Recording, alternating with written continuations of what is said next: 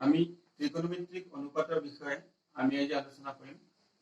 ত্ৰিকোণমিতিক অনুপাত হল এটা ত্ৰিভুজৰ তিনিটা বাহুৰ এটাৰ লগত আনটোৰ অনুপাত।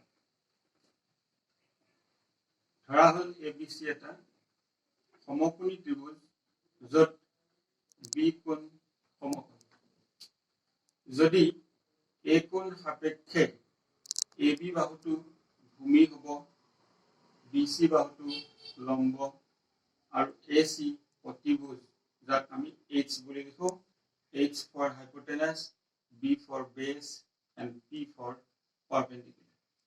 এতিয়া এই ত্ৰিভুজটোৰ তিনিটা বাহুৰ এটাৰ লগত আনটো অৰ্থাৎ H ৰ লগত B, B ৰ লগত H, H ৰ লগত P, P ৰ লগত H, এই যে ছয়টা অনুপাত পাম, এই ছয়টা অনুপাত হল P by H, B by H, P by B আৰু এই তিনিটা অনুপাতৰ বিপৰীত অনুপাত কেইটা অৰ্থাৎ B is to P, H is to B আৰু H is to P। এই ছয়টা অনুপাতক ত্ৰিকোণমিতিক অনুপাত বোলে।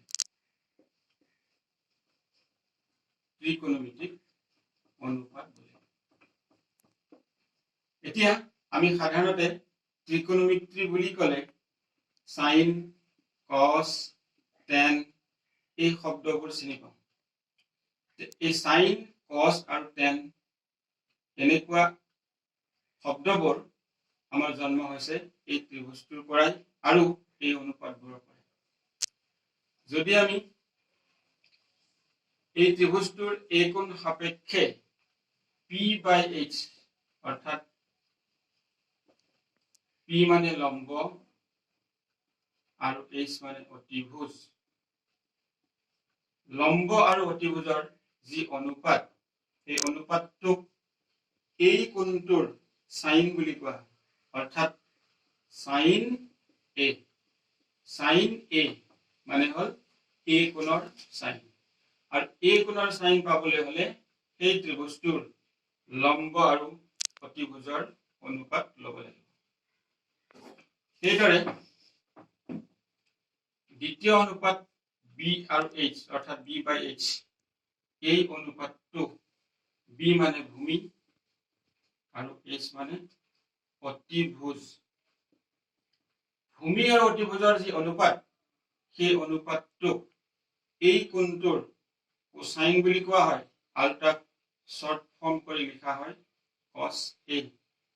সেইদৰে P আৰু B ৰ যিটো অনুপাত অৰ্থাৎ লম্ব আৰু ভূমিৰ যিটো অনুপাত, লম্ব আৰু ভূমি এই অনুপাতটোক এই সূক্ষ্ম কোণটোৰ টেনজেন্ট বুলি কোৱা হয় আৰু ইয়াক শৰ্ট ফৰ্মত লিখা হয় tan A। বাকি তিনিটা অনুপাত এই তিনিটা অনুপাতৰ বিপৰীত অনুপাত অৰ্থাৎ tan A ৰ বিপৰীত অনুপাত হ'ব cot A আৰু cot A মানে হ'ব B is to P। cos A ৰ বিপৰীত অনুপাত হ'ল sec A আৰু ইয়াৰ অনুপাতটো হ'ব H divided by B। সেইদৰে সাইনৰ অনুপাত হ'ব cosec A আৰু ইয়াৰ অনুপাতটো হ'ব H by P।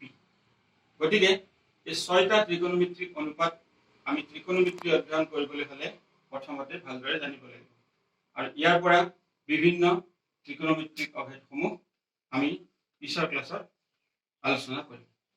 ধন্যবাদ।